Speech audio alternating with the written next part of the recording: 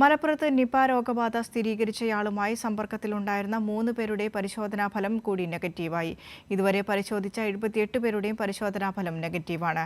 പുതുതായി ആരും സമ്പർക്ക പട്ടികയിൽ ഉൾപ്പെട്ടിട്ടില്ല.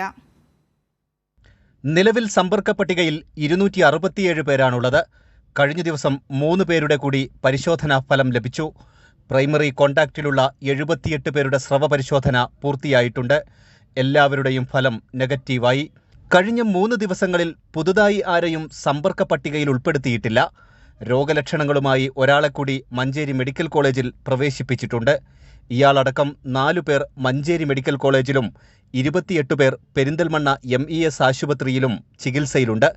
276 പേർക്ക് കോൾ സെന്റർ വഴി മാനസിക പിന്തുണ നൽകി.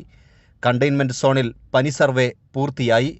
തിരുവാലിയിലെ 4, 5, 6, 7 വാർഡുകളും മമ്പാട് പഞ്ചായത്തിലെ 7-ാം വാർഡുമാണ് കണ്ടെയ്ൻമെന്റ് സോണിലുള്ളത്.